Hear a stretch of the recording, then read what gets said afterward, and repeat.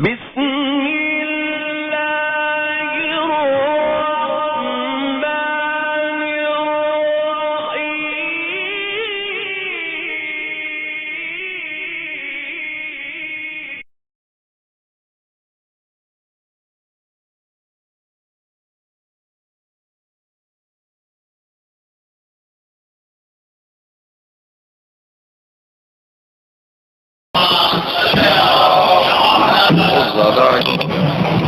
رحم الله من يقرأ الفاتحة. الحمد لله رب العالمين. استعين اهدنا الصراط المستقيم صراط الذين أنعمت عليهم.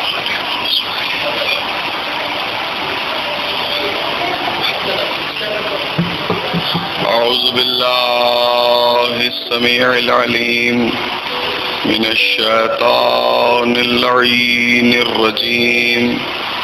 بسم الله الرحمن الرحيم. الحمد لله رب العالمين، والصلاة والسلام على النبي الأمي المكي المدني القرشي الهاشمي البشير النذير السراج المنير الطهر الطاهر الدر الفاخر الرسول المسدد المصطفى الأمجد حبيب إله العالمين أبي القاسم محمد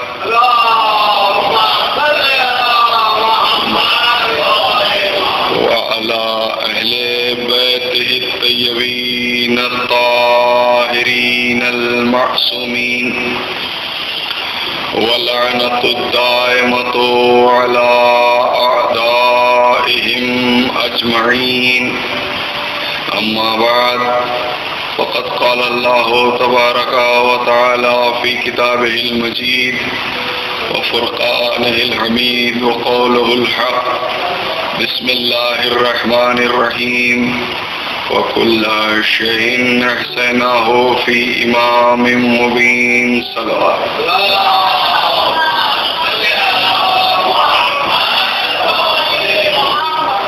مولیان مولا کائنات، عاشقان حیدر کرار، خودداران و شہدایان عالم ربانی و موحد الاسانی علی ابن ابی طالب علیہ السلام،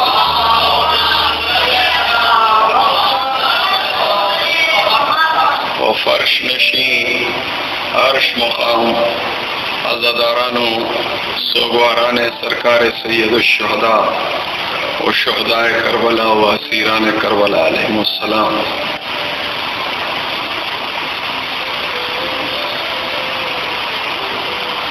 دوپہر کی مجلس میں میں نے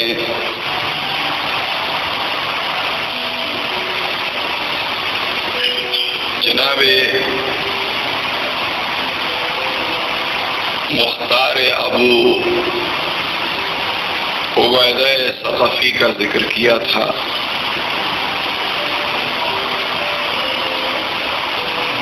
ان کے کارناموں کا اور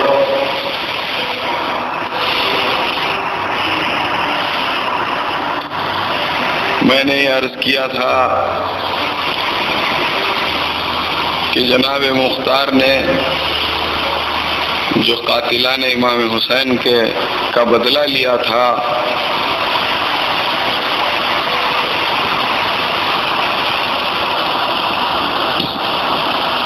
اس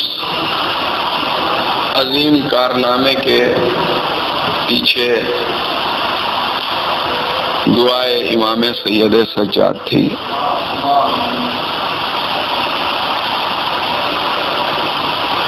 اور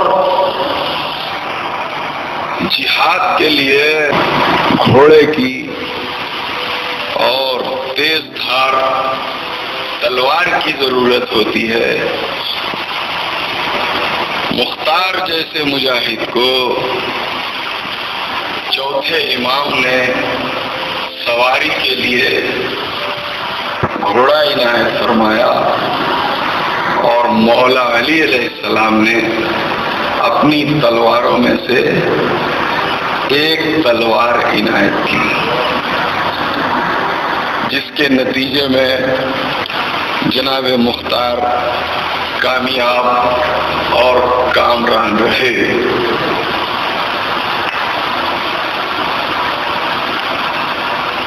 اور جناب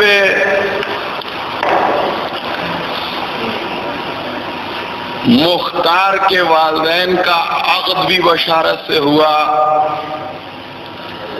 جناب مختار کے نام کو بھی ان کے والدین نے اللہ کی مرضی کے مطابق رکھا، اور جناب مختار کے نام کی خصوصیت یہ تھی کہ پورے خطۂ عرب میں مختار سے پہلے کسی کا نام مختار نہیں تھا۔ قدرت نے اس نام کو اپنے خزانے میں محفوظ رکھا تھا۔ جب مختار کے نام کی یہ عظمت ہے تو پھر جناب مختار کی ذات کی کیا عظمت ہوگی، ان کا کیا مقام ہوگا۔ جناب مختار کی عظمت اور ان کی فضیلت کو جاننے کے لیے میں آپ کو ان کی شہادت کے دور کے بعد کا وہ دور، اس دور سے ثابت کروں گا کہ معصومین کی نظر میں مختار کی عظمت کیا تھی۔ آپ کو علم ہونا چاہیے کہ ہمارے 5ویں امام ہر سال جب بھی حج اور عمرہ کرنے کے لیے مدینے سے مکہ تشریف لے جاتے تو ایام حج کے بعد ہمارے اور آپ کے 5ویں امام کچھ دنوں کے لیے اس گھر میں قیام فرماتے جو گھر جناب عبد المطلب علیہ السلام کا تھا۔ عبد المطلب کے بعد ان کی اولاد کے ورثے میں آیا، جناب عبداللہ اور جناب ابو طالب کے ورثے میں آیا، اور جناب ابو طالب اور جناب عبداللہ کے بعد اولاد ابو طالب اور اولاد عبداللہ پیغمبر اسلام اور مولا کائنات کے بھائیوں کے حصے میں آیا۔ پھر اس کے بعد اس گھر کی وراثت کے حقدار ہمارے معصومین بنے، اس لیے کہ پیغمبر کی آل سے ہمارے معصومین تھے اور مولا علی کی اولاد سے تھے۔ تو ہمارے 5ویں امام کہاں قیام فرماتے تھے؟ جناب عبد المطلب کے گھر میں قیام فرماتے تھے حج کے ایام کے بعد۔ کیوں قیام فرماتے تھے؟ اس لیے کہ آپ کو مسائل شرعیہ بتانا تھا اپنے شیعوں کو۔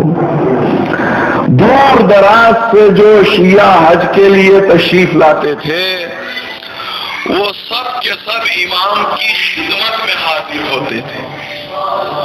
کوئی یمن سے آتا تھا، کوئی عراق سے آتا تھا، تو کوئی ملک شام سے آتا تھا۔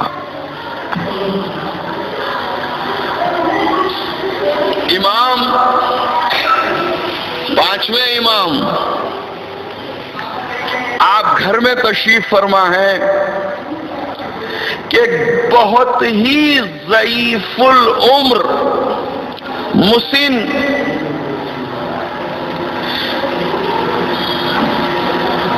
سن رسیدہ جس پر بڑھاپا غالب تھا، جس کے ہاتھ میں عصا تھا، جسم میں کپکپی تھی، لباس گردالو تھا، وہ ڈھونڈتا ہوا ہمارے پانچویں امام کی خدمت میں پہنچا اور جناب عبد المطلب کے گھر کے صحن میں کھڑا رہا۔ یہ کون تھا؟ اب آپ کو آگے معلوم ہوگا۔ پانچویں امام کی لائبریری تھی، آپ کی لائبریری بہت بڑی لائبریری تھی، چاہنے والوں کا کانٹا لگا ہوا تھا، مسائل پوچھے جا رہے تھے، شرعی مسائل پانچویں امام سے، کہ اتنے میں ہمارے پانچویں امام کی نظر ایک بوڑھے پر پڑی جس کا بدن کانپ رہا تھا، لباس گردالو تھا، ہاتھ میں عصا تھا۔ تو امام نے اپنے خادم سے پوچھا، جاؤ اس سن رسیدہ کا حال پوچھو کہ وہ کون سن رسیدہ ہے۔ تو امام کا خادم گھر کے صحن میں آیا اور اس نے سلام کر کے پوچھا، آپ کون ہیں؟ کہاں سے آئے ہیں؟ تو اس سن رسیدہ شخص نے کہا کہ میں کوفے سے آیا ہوں، میرا نام ابو الحکم ہے اور میں مختار کا بیٹا ہوں،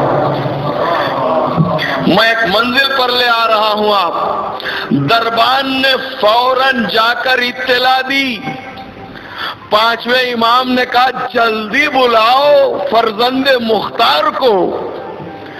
اور جب خادم فرزند مختار کو لے کر عبد المطلب کے گھر میں پہنچا تو ہمارے پانچویں امام مختار کے بیٹے کی تعظیم کے لیے کھڑے ہو گئے اور اپنی عبا کو بچھا دیا۔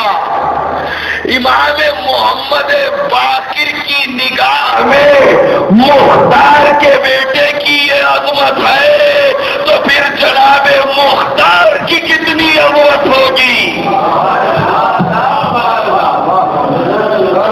جناب مختار ثقفی کی کیا عظمت ہوگی؟ عبا کو بچھایا، اور تاریخ میں ملتا ہے کہ جناب مختار کے بیٹے کی تعظیم کے بعد سینے سے امام نے لگایا ابو الحکم کو، اور سینے سے لگا کر امام نے ابو الحکم کی پیشانی جناب مختار کے بیٹے کی پیشانی کا بوسہ لیا۔ بوسہ لینے کے بعد اب جو بٹھایا تو فرزند مختار بیٹھ تو گئے، بیٹھنے کے بعد اب پانچویں امام سے ابو الحکم جناب مختار کے فرزند پوچھ رہے ہیں، مولا یہ کوفے والے کہتے ہیں کہ میرا باپ کذاب تھا، مفتری تھا، اور میرے باپ مختار نے حکومت حاصل کرنے کے لیے قتل حسین کا بہانہ بنایا تھا۔ کوفے والے کہتے ہیں، ایک مثل مشہور ہے، کوفی لا یوفی،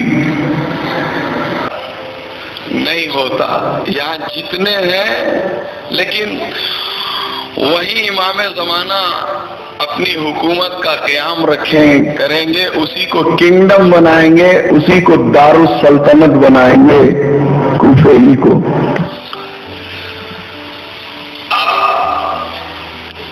بات آپ سننا چاہیں گے کہ کوفے والے وفادار کیوں نہیں ہوتے؟ میں آہستہ آہستہ پڑھ رہا ہوں، اور چینل کا مجمع بھی واچ کر رہا ہے، دیکھ رہا ہے، اور آپ بھی دیکھ رہے ہیں۔ کوفی وفادار کیوں نہیں ہوتے؟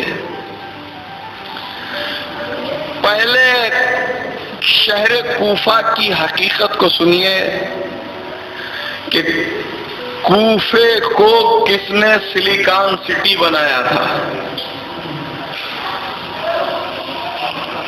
اور اس کا سبب کیا تھا۔ کوفہ پہلے شہر نہیں تھا، گنجان درخت تھے۔ گنجان سمجھتے ہیں؟ یعنی تھک پلانٹیشن، فارسٹ، گنجان درخت تھے وہاں۔ مگر کوفہ سینٹر پلیس پہ پڑتا تھا، ایران سے بھی نزدیک تھا، بصرے سے بھی نزدیک تھا، اور دیگر اسٹیٹ سے بھی نزدیک تھا۔ مدینے سے اگر ٹروپس کو، لینڈ ٹروپس کو آنا ہوتا، فوجیوں کو آنا ہوتا مدینے ڈیفنس کے لیے، مدینے سے نکل کر عجم کی سرحدوں پر آنا یہ بہت بڑا مشکل مرحلہ اور بہت بڑا مشکل کام تھا۔ تو خلیفہ دوم نے ایک پلاننگ کی، بڑا کارنامہ ہے ان کا، اور انہوں نے کہا ایک شہر ایسا بسایا جائے کہ جو فوج کی چھاونی ہو۔ فوج کی چھاونی سمجھتے ہیں کانٹومنٹ، اور اس کانٹومنٹ میں اکثر فوجیوں کو رکھا جائے تاکہ دیگر ممالک سے مقابلہ کیا جا سکے اگر وہ حملہ کریں تو۔ لہذا جنگل کو کاٹا گیا، درختوں کو کاٹا گیا، درختوں کو کاٹنے کے بعد اس جگہ کو سلیکان سٹی اس زمانے میں بنانے کی پلاننگ کی گئی، اور پلاننگ اس طرح ہوئی کہ بڑے بڑے روڈز اس زمانے میں بنائے گئے، فوجیوں کو رہنے کے لیے 10,000 سے زیادہ گھر بنائے گئے۔ جب 10,000 گھر ہوں تو اب ایجوکیشن کی بھی ضرورت ہوتی ہے، تو لہذا وہاں اسکولز بھی بنے، ہاسپٹلز بھی بنے۔ 10,000 فوجیوں کی ہاؤسنگ کالونی آج سے 1400 سال پہلے کوفے میں بنائی گئی، اسکول بنے، ہاسپٹلز بنے، دواخانے بنے۔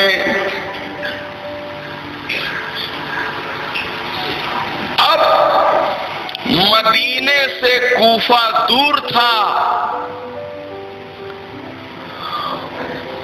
تو ہر فوجی چاہتا ہے کہ وہ زیادہ سے زیادہ اپنے فیملی کے نزدیک رہے۔ ایک منزل پر آپ کو لے جا رہا ہوں۔ کوفیوں کو وفادار نہیں کہا جاتا، کیوں؟ اس کا ریزن یہ ہے کہ جو سچے اسلامی فوجی تھے انہیں کوفے جانا پسند نہیں تھا، لہذا تنخواہیں بڑھائی گئیں، سیلریز کو بڑھایا گیا۔ جن کے دلوں میں دولت کا لالچ تھا وہ لوگ کوفے جانے تیار ہوئے، یا کوفہ وہ لوگ گئے ان کو کوفے میں بسایا گیا جن کی ماں کا تو پتا تھا لیکن باپ کا پتا نہیں تھا۔ اب غدار میں کوفے میں اکثریت غداروں کی کیوں پیدا ہوئی؟ کوفے کے اکثر لوگ قتل حسین پر کیوں آمادہ ہو گئے؟ حسین کو قتل کرنے کے لیے ابن زیاد کی آواز پر کیوں بیعت کر لی؟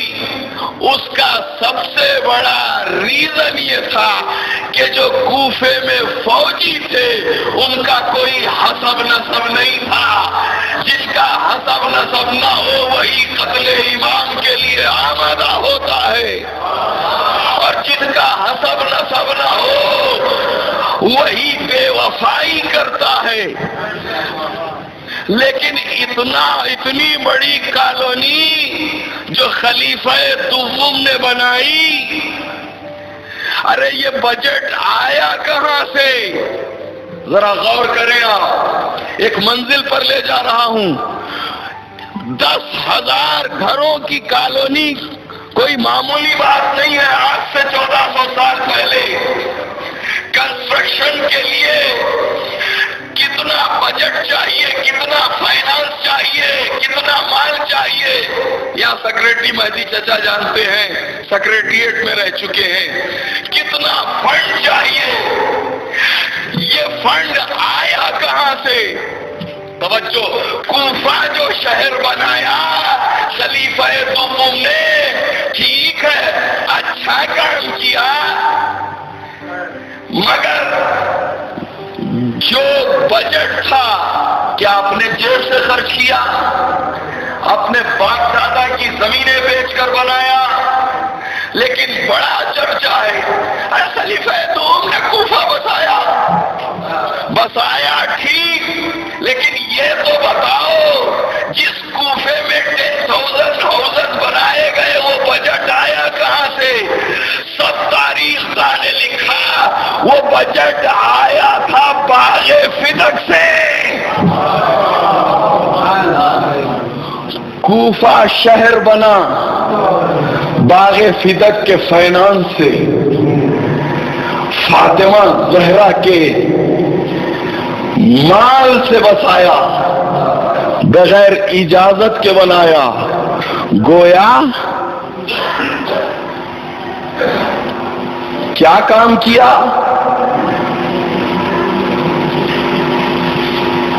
نیت بدی کی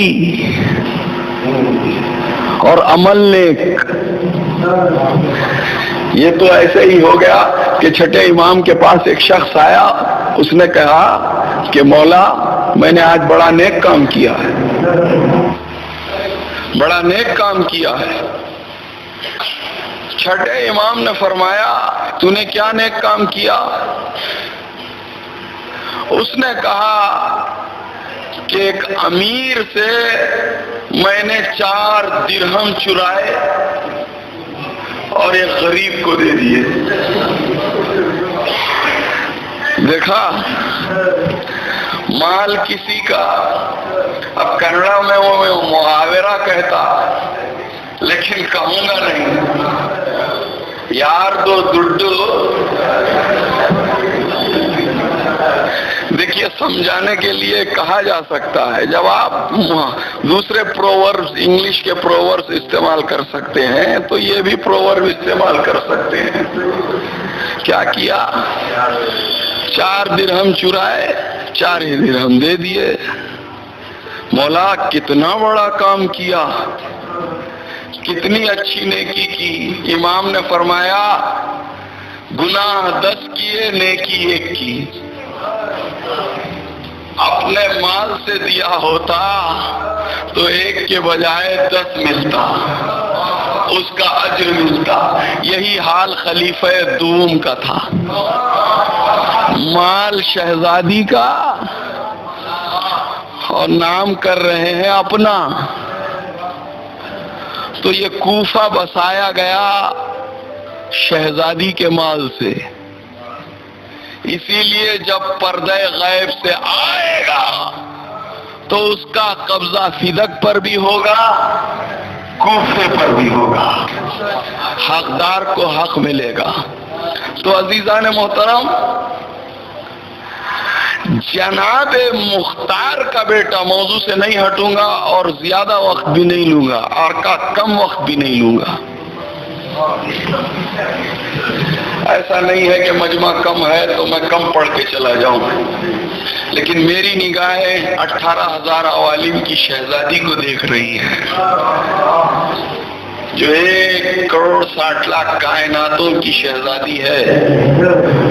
ان کی موجودگی میں ہم خیانت نہیں کر سکتے۔ بس جتنے آئے ہیں اتنوں تک اگر ایک تک بھی پیغام پہنچ گیا تو ہماری محنت سوالت ہو گئی۔ عزیزان محترم، اب جناب مختار کے بیٹے 5ویں امام سے پوچھ رہے ہیں، مولا یہ کوفے والے کہتے ہیں کہ میرا بابا کذاب تھا، جھوٹا تھا، مفتری تھا، اور میرے بابا مختار نے خون حسین کے بدلے کا بہانہ بنایا تھا حکومت کو قائم کرنے کے لیے، مال کو جمع کرنے کے لیے۔ جیسے ہی مختار کے بیٹے نے کہا، امام نے اپنے ہاتھ کو آگے بڑھایا اور ابو الحکم کے منہ پر رکھ دیا۔ ابو الحکم، کبھی ایسی بات نہ کرو، تمہارا باپ مختار وہ ہے کہ جس نے میرے باپ علی ابن الحسین کا دل ٹھنڈا کیا، جن بیویوں نے 4 سال اپنے سر پر تیل نہیں ڈالا تھا، مختار نے دشمنان اور قاتلان حسین کو قتل کر کے ان کی عید کا سبب بنا، ہمارے بیواؤں کی اس نے شادی کروائی۔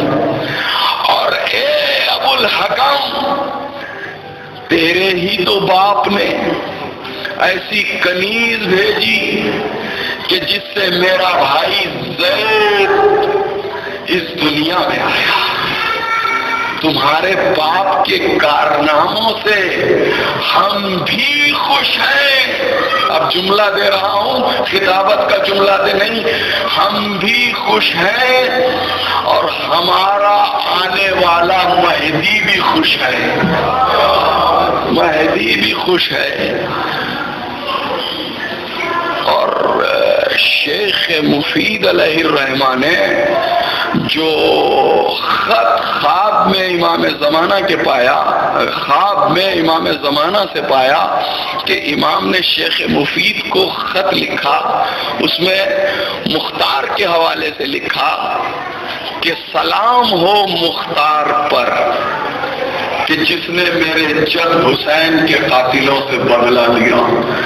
غور نہیں کیا آپ نے، امام زمانہ کہہ رہے ہیں مختار پر سلام ہو۔ امام زمانہ کون ہے؟ جن پر پوری کائنات سلام بھیجتی ہے، جسے ساری کائنات سلام بھیجے، وہ مختار کو سلام بھیج رہا ہے۔ تو عزیزان محترم، میں عرض یہ کر رہا تھا کہ جناب مختار کا نام اللہ نے اپنے خاص خزانے میں رکھا تھا، اور مختار کا لقب میں مربوط کر رہا ہوں مختار کا لقب کیا لقب ہے مختار کا؟ امیر مختار. امیر مختار، امیر مختار یہ لقب لسان اللہ کی بیٹی جناب زینب کبریٰ نے عطا کیا تھا. توجہ چاہتا ہوں، کہا بھرے دربار میں جب مختار نے کہا ما لیا امیر سوی الحسین، حسین کے علاوہ میرا کوئی امیر نہیں ہے، تو زینب کبریٰ کی آواز آئی مختار تو نے میرے بھائی حسین کو امیر کہا، اب صبح قیامت تک لوگ تجھے امیر کہیں گے. اور تاریخ میں ملتا ہے کہ جب مختار نے جھٹکا دے کر دربار میں ہتھکڑیوں کو، بیڑیوں کو، زنجیروں کو توڑ دیا، ظاہر ہے کہ مختار کے لیے زنجیروں کی کوئی حقیقت نہیں ہے، تو پھر سید سجاد کے لیے کیا حقیقت ہوگی؟ ماشاءاللہ سن رہے سید سجاد کے لیے حقیقت کیا ہوگی؟ اور یزید ملعون نے جب بار بار ہمارے چوتھے امام کو دربار میں بلایا تو چوتھے امام ایک بار دربار میں آئے، اور دربار میں آنے کے بعد چوتھے امام نے یزید اور یزید کے ساتھیوں کے سامنے ایک مرتبہ انگڑائی لی. جب انگڑائی لی تو ہتھکڑیاں ٹوٹی، بیڑیاں ٹوٹی، توخ ٹوٹا، زنجیر گرے.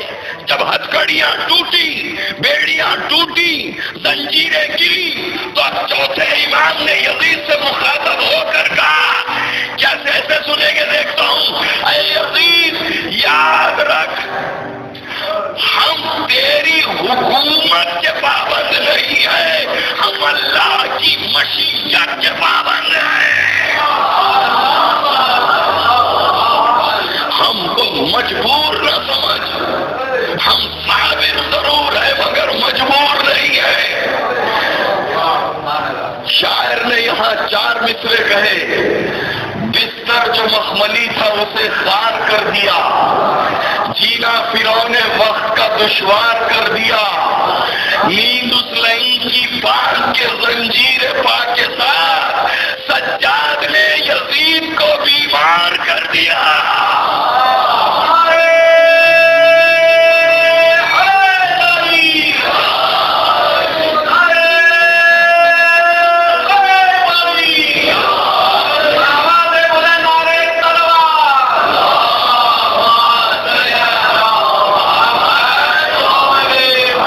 تلوار بھیجیے ایک ایک ہو کر 1,000 کی آواز کے برابر آواز ہو.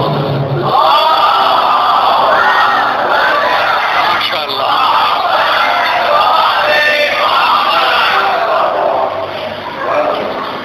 ہتھکڑیاں ٹوٹی، بیڑیاں ٹوٹی. تاریخ نے لکھا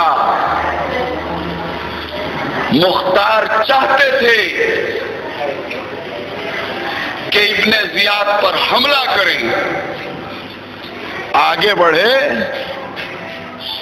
اور چند جملے سنیے پھر مصائب پر آؤں گا. جب آگے بڑھے تو تاریخ نے لکھا کہ ابن زیاد پر ہیبت طاری ہو گئی تھی، مختار کا روب بیٹھ گیا تھا، لیکن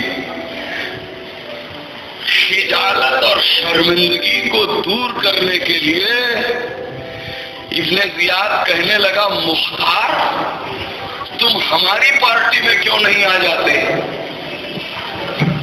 تم ہمارے ساتھ کیوں نہیں ہو جاتے، تم ہمارے ساتھ ہو جاؤ. اب سنیں گے مختار نے کیا جواب دیا. آپ بتائیے کیا جواب دینا چاہیے تھا مختار کو؟ ابن زیاد بلا رہا ہے میری پارٹی میں آ جاؤ، میرے ساتھ آ جاؤ، تو کیا جواب دینا چاہیے؟ نہیں نا. مختار کو کہنا چاہیے تھا نہیں آؤں گا، لیکن تاریخ نے لکھا ابن زیاد ضرور آ جاؤں گا. شرط کے ساتھ آنا چاہتے ہو تو مانگو، کیا مانگنا چاہتے ہو؟ ابن زیاد سوچ رہا تھا کہ مختار حکومت کا خواہاں ہے، اگر بصرے کی گورنری پوچھے گا تو میں اسے گورنر بنا کر بھیج دوں گا، اور اگر یہ حجاز کی گورنری مانگے گا تو گورنر بنا دوں گا، مال پوچھے گا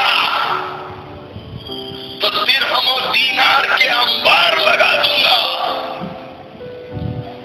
یہ دل میں خیال کر کے ابن زیاد نے کہا مختار تمہیں کیا چاہیے؟ کیا تمہیں گورنری چاہیے یا دولت؟ مختار نے کہا نہ مجھے دولت چاہیے نہ گورنری چاہیے، بس میری شرط یہ ہے کہ تو بھی اپنی زبان سے علی ولی اللہ کہہ کے میں تیرے ساتھ ہو جاؤں گا.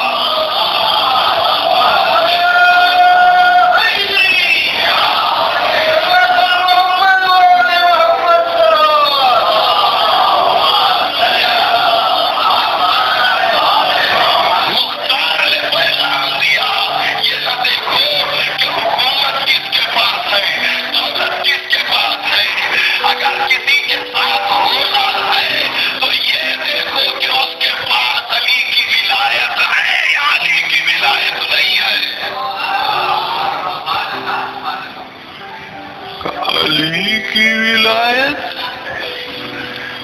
علی ولی اللہ، وہ بھی ابن زیاد کی زبان سے آ جاتا، وہ آ ہی نہیں سکتا کیونکہ وہ ابن زیاد ہے. لکھنؤ کی طرح سن رہے آپ ماشاءاللہ، آ ہی نہیں سکتا، ابن زیاد ہے. ابن زیاد کی زبان سے علی کا نام آ جائے ناممکن ہے. نہیں سمجھے؟ ابن کہتے ہیں بیٹے کو، زیاد کہتے ہیں زیادہ کو. زیادہ باپ کے بیٹے کی زبان پر آ جائے، علی کا نام آ ہی نہیں سکتا. شاعر نے بھی 4 مصرے کیا خوب کہے. علی سمجھتا ہے رحمان کے ارادوں کو، علی کا کام نبھانا نبی کے وعدوں کو، وہ علی کا پیار نہیں ہر بشر کی قسمت میں. ملی یہ نعمت عظمی حلال زادوں کو، ملی یہ نعمت عظمی حلال ذاتوں کو. میں علی ولی اللہ کہوں گا نہیں ہو سکتا.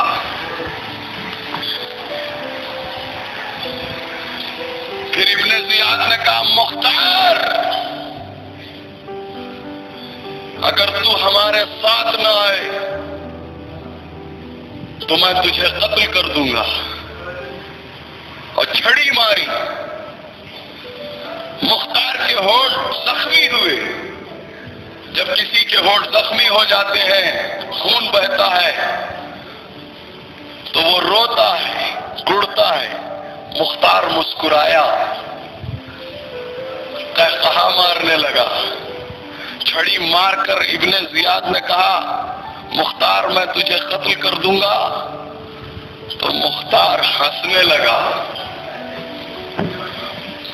ابن زیاد تو مجھے مارے گا، تو لاکھ کوشش کر لے تو مجھے قتل نہیں کر سکتا، اس لیے کہ میرے مولا علی نے مجھ سے کہا کہ مختار تجھے اس وقت تک موت نہیں آئے گی جب تک تو 3,83,000 قاتلان حسین کو قتل نہ کر دے. ابن زیاد ابھی تو میں نے ایک کو بھی نہیں مارا، ابھی تو میں نے ایک کو بھی نہیں مارا. اس نے کہا مختار تجھے قتل کر کے رہوں گا. اب کیا کہتا ہے مختار سنیں گے. مختار کہنے لگا تو مجھے قتل کر نہیں سکتا، یہ تو میرے آقا علی نے مجھ سے کہا ہے کہ جب تک میں بدلہ نہ لے لوں قتل نہیں ہو سکتا، توجہ چاہتا ہوں۔ پھر اس کے بعد مختار نے کہا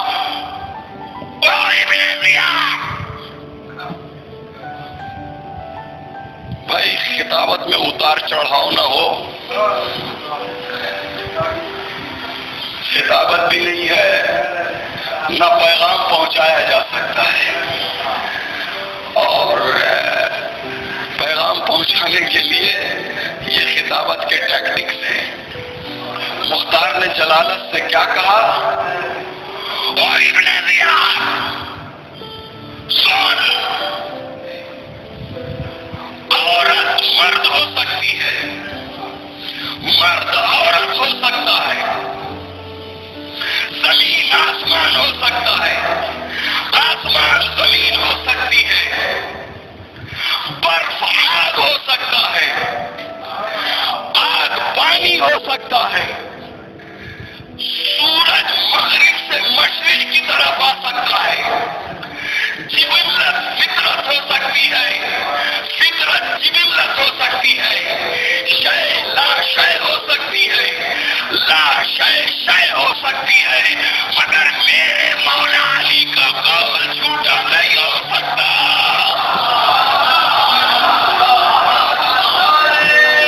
سب مل کے مولا کا نام لے۔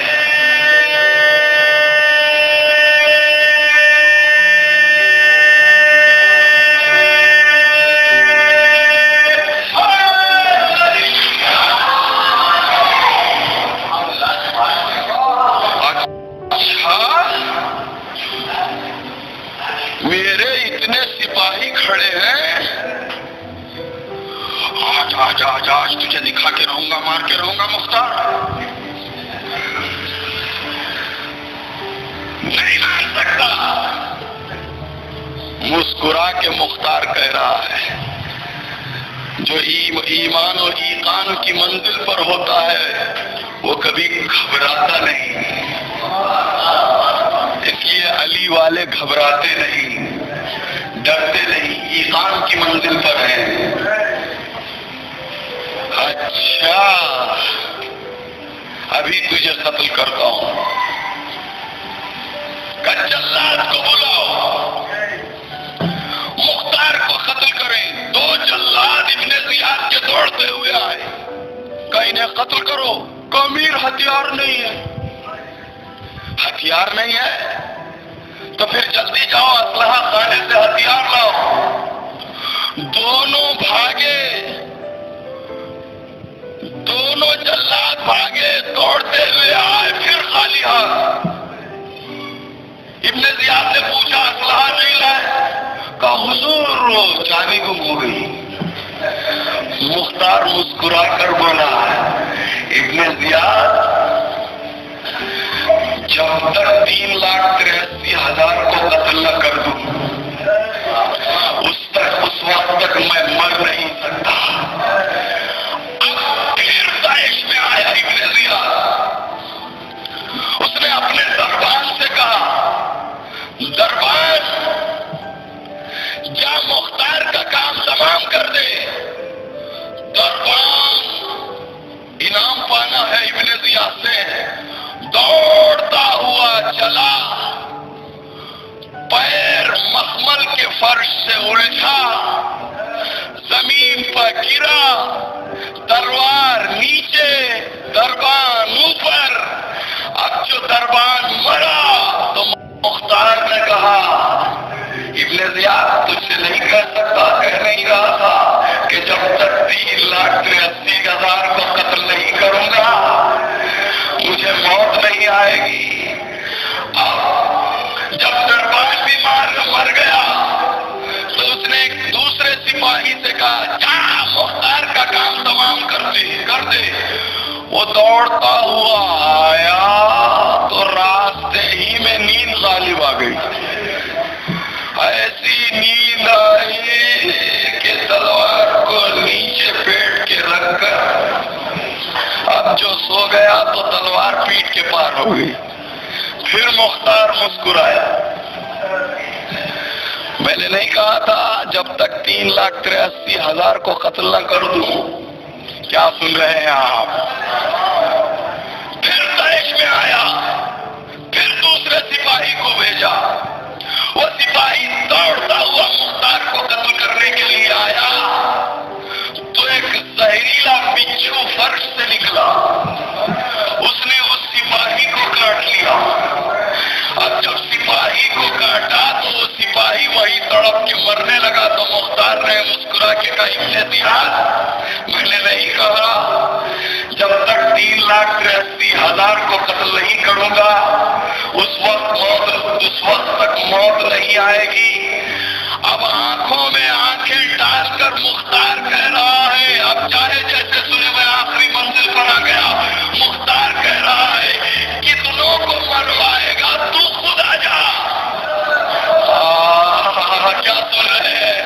کتنوں کو منوائے گا تو خود آ جا. پھر اس کے بعد ایک جملہ کہا اور جان لے ابن زیاد اب اگر تو آئے گا تو سپاہی کو بچھو نے کاٹا تھا تجھے سانپ کاٹے گا.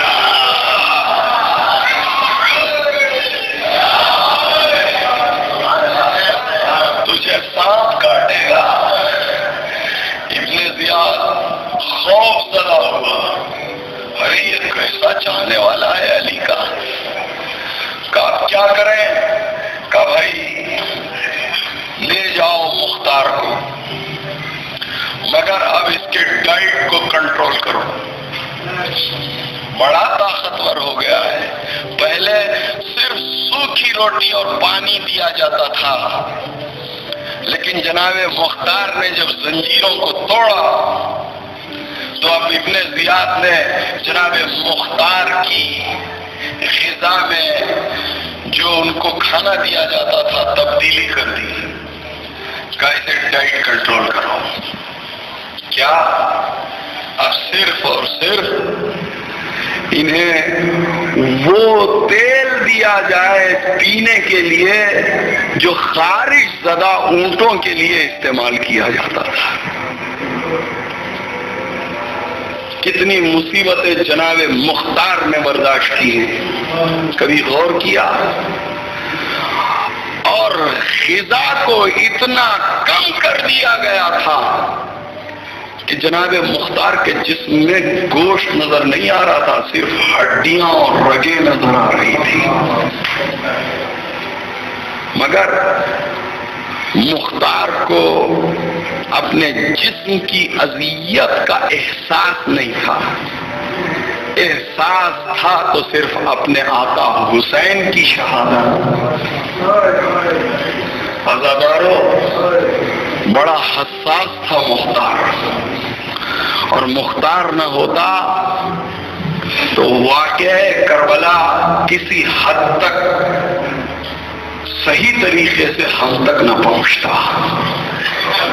یہ وہ مختار ہے جس نے سب سے پہلے ظالم کی زبانی ظالم کے ظلم کو سنا اور مقتل تحریر کروایا. اور مختار جب ظالم کے ظلم کو سنتے تھے تو تڑپ تڑپ کے روتے تھے. اور تاریخ نے لکھا کہ وہ موقع بھی آیا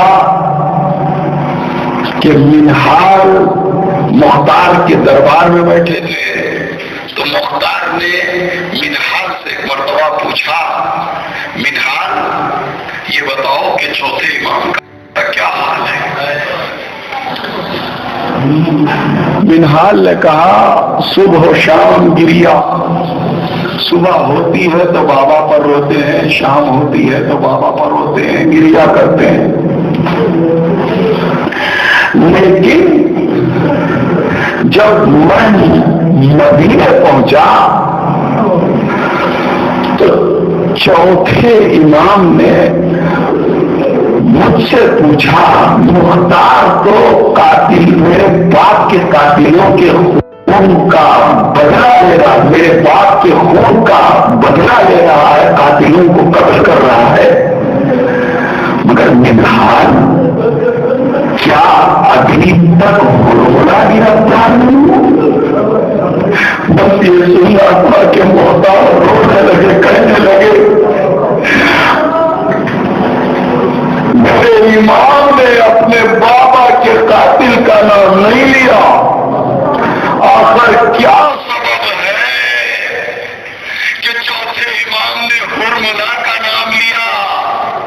تو ایک مرتبہ منہال نے کہا مختار، چوتھے امام رو کر فرما رہے تھے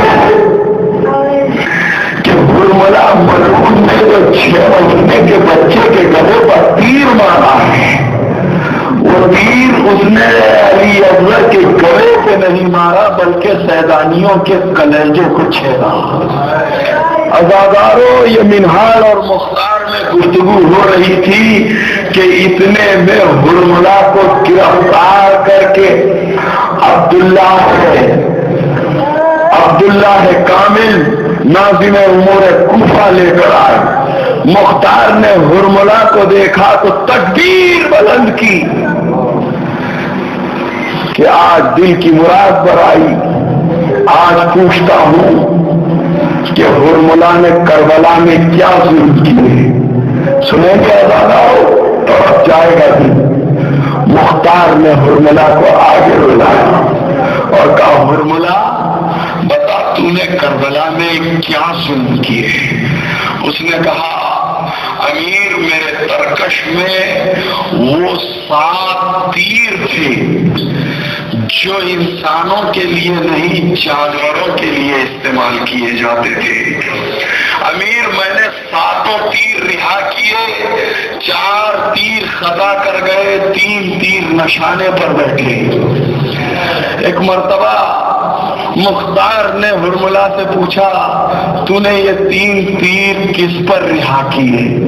سننا آزادارو، ہرملا کہتا ہے امیر ایک جری جس کے شانے کٹے ہوئے تھے، دانتوں میں مشک تھی، سر کو جھکائے ہوئے آگے بڑھ رہا تھا خیمہ گاہ کی جانب۔ تو ایک مرتبہ عمر سعد نے کہا اے ہرملا، اگر عباس نے خیام حسینی تک پانی پہنچا دیا اور حسین کے بچوں میں سے کسی نے پانی پی لیا تو یہ ہم میں سے کسی کو زندہ نہیں چھوڑیں گے۔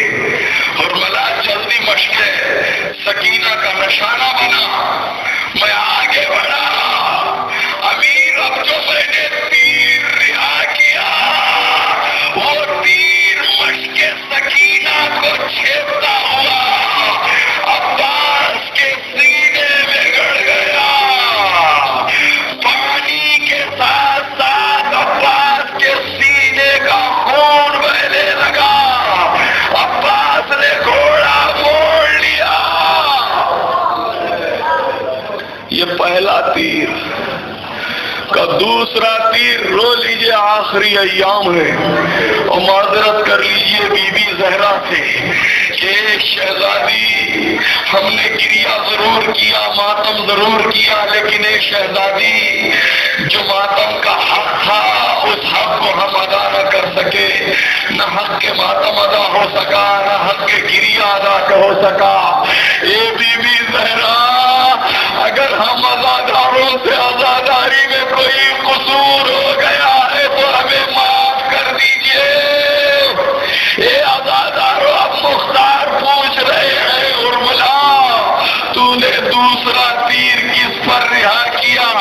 ہرملا کہتا ہے امیر حسین ایک 6 مہینے کے بچے کو لے کر آئے تھے، بچے کے ہونٹ خشک ہو چکے تھے اور وہ بچہ خشک ہونٹوں پر زبان پھیر رہا تھا۔ فوج یزید میں ایک انقلاب برپا تھا۔ اب ہرملا کہتا ہے امیر میں آگے بڑھا، اب جو میں نے تیر رہا کیا تو وہ تیر علی اصغر کے گلے کو چھیدتا ہوا حسین کے بازوں میں گڑ گیا۔ عزادارو، حسین نے اپنا بازو کیوں رکھا تھا؟ سنیں گے آپ عزادارو،